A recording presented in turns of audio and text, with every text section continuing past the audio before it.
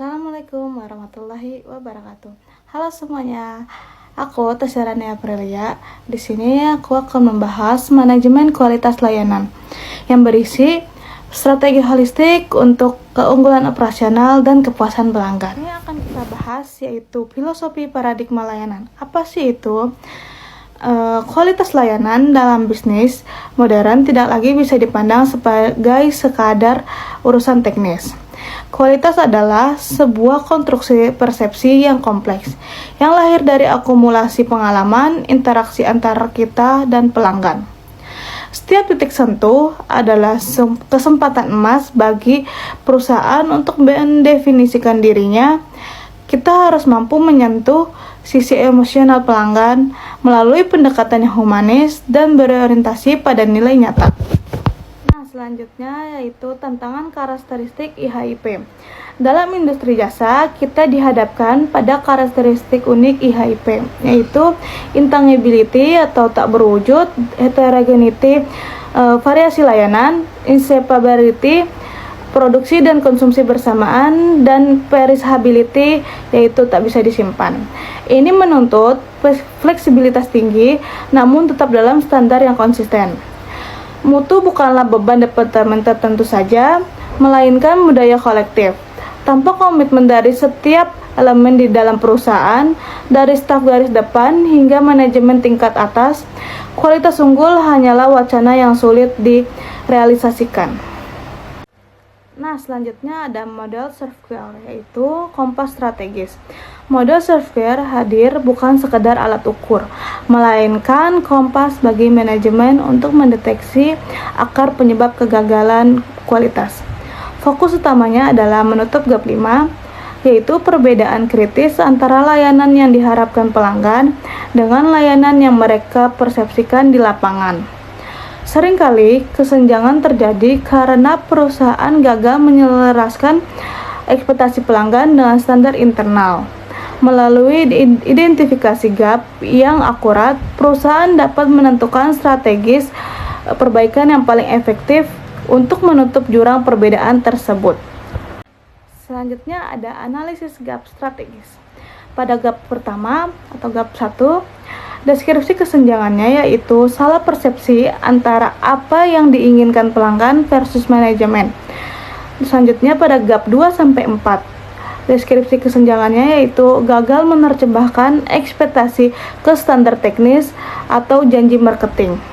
Yang ketiga ada gap yang kelima atau gap terakhir, deskripsi kesenjangannya yaitu selisih antara harapan versus realita layanan, atau customer perceived service. Selanjutnya ada 5 dimensi inti software.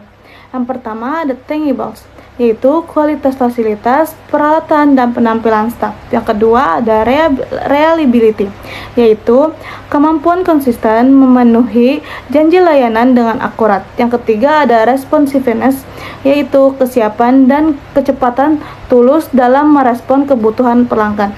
Yang keempat ada assurance, yaitu kredibilitas dan kemampuan menanamkan rasa percaya. Dan yang terakhir, yang kelima, ada empathy, yaitu perhatian individual dan pemahaman tulus kebutuhan spesifik pelanggan. Selanjutnya ada transformasi ke quality by design. Transformasi kualitas modern bergeser dari inspeksi reaktif yang hanya mendeteksi cacat setelah terjadi, menuju model proaktif melalui Quality by Design atau QBD. Ini mengintegrasikan standar kualitas sejak fase perancangan proses bisnis. Dengan cara ini, perusahaan meminimalisir ketergantungan pada perbaikan pasca layanan. Ini adalah langkah kunci untuk meningkatkan efisiensi operasional dan menjamin kualitas menjadi bagian dari DNA proses itu sendiri, bukan sekadar pelengkap. Selanjutnya ada warisan tokoh mutu dunia. Yang pertama ada W.L. Deming, yaitu memperkenalkan siklus PDCA. 94% kegagalan sistem adalah tanggung jawab manajemen. Kepemimpinan harus bertanggung jawab menciptakan lingkungan yang mendukung kualitas. Yang kedua ada Joseph Juran, yaitu menganggas trilogi Juran seperti perencanaan, pengendalian, peningkatan. Fokusnya adalah memastikan layanan benar-benar fit for us. Ada Six Sigma, yaitu presisi berbasis data. Six Sigma berusaha meminimalkan variasi operasional untuk mencapai kesempurnaan. Metodologi ini menuntut kedisiplinan tinggi dalam pengendalian proses yang berbasis data akurat. Rumusnya, DPMO sama dengan jumlah cacat dikali 10 pangkat 6 dibagi total unit dikali peluang kesalahan. Selanjutnya ada filosofi layan. Apa sih filosofi layan? Yaitu budaya tanpa pemborosan.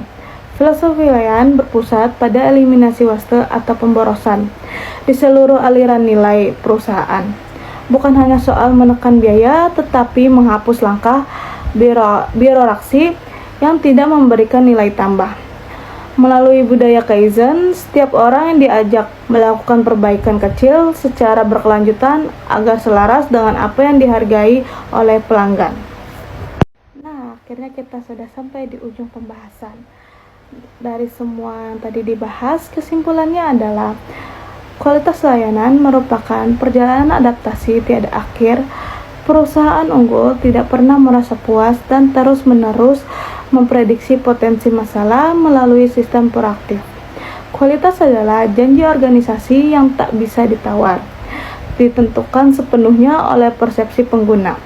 Fokuskan setiap energi untuk memberikan nilai yang berarti. Nah, akhirnya kita selesai juga deh.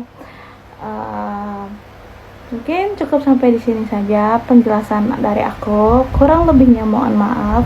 Wassalamualaikum warahmatullahi wabarakatuh. Bye bye teman-teman.